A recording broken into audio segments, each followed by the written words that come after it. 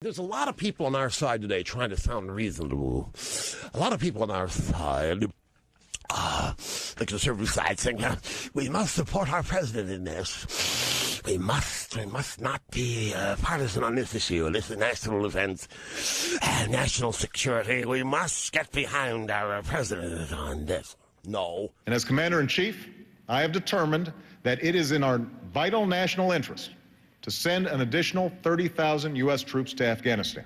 After 18 months, our troops will begin to come home. There wasn't the sense of urgency that you would expect from a wartime commander. It's not exactly the kind of speech that you would have heard from Henry V or Churchill. I didn't hear Winston Churchill. I did not see a Winston Churchill. I didn't hear Ronald Reagan. You heard from George Bush. And I didn't hear George Bush. Not exactly the Gettysburg Address. President Obama is in no position whatsoever to criticize what President Bush did. Bush loved the military. Obama doesn't like the military. It took him 80-some-odd days to do this. It took us 50-some-odd days to remove the Taliban from power. It's time to end this thing. We must end it. This is not ping pong. It's a death match. What?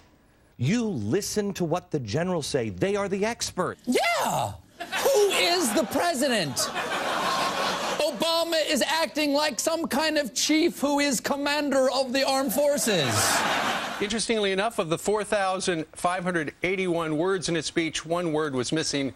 That word was win. He went to maybe the enemy camp tonight to make his case. I used the wrong words, and worse than that, I said something that is just not right. For that, I deeply apologize. The enemy camp is the White House right now. Media Matters these are watchdogs. They've caught us. They say that Glenn Beck promotes gold to audience while profiting from gold investment firms. Invest in gold. That gold saw us through the toughest times. Teach the younger generation about their financial future. If we did that, define the dollar in terms of gold, we would totally disempower the Fed, and we would suddenly have money that is real and that we could count on today, tomorrow, and 20 years from now. It will soon become apparent that the jobs are not being saved or created. It's clear the stimulus package does not work. As they stare at the failure of the first and the second stimulus package right in the face. We're going to finally find a solution and get a way forward in the fight against global warming. Oops, is there really global warming? Recently leaked emails. Damning emails have leaked out. Tricks to hide evidence of a decline in global temperature. Suppressing criticism. This whole thing is a house of cards that is coming down now. This is huge. Global warming is a crock, and it's been proven a lie. These people who are trying to perpetuate the global warming myth. You have to wonder, does Earth need saving? This entire movement has been based on a lie. Climactic thuggery. This is one of the coldest years on record, ladies and gentlemen.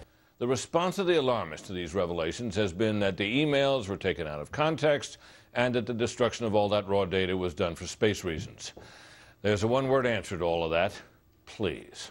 Potentially the biggest scandal in terms of science, finance, and politics in the history of this country, in the history of man.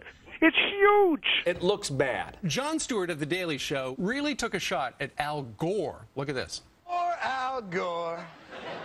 Global warming completely debunked via the very internet you invented. Oh! It doesn't look good.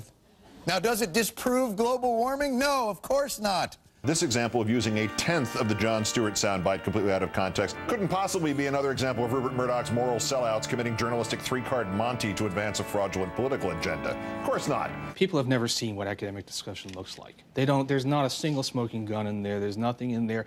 And the travesty is that people are not able to explain why the fact that 1998 was a very warm year doesn't actually mean that global warming has stopped. This doesn't make sense, right? This story doesn't make sense. Is anybody in the White House, on the White House staff, are they implicated at all? I'm actually kind of like wondering about whether the Bravo has a role here. And Bravo's owned by NBC, and NBC has been very tight with the Obama administration. Bravo is owned by what? NBC. And now the Bravo brand, the Bravo network, Everybody knows what it is, and Obama's getting a giant distraction out of it. So the conspiracy theory on these two is growing. Who is America's most influential conservative voice?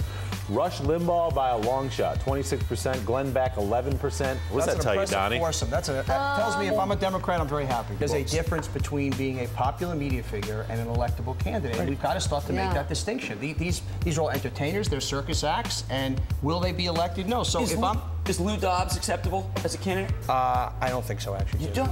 I don't think so at the end of the day. The problem is... Basically because he's a racist is pretty much the reason why.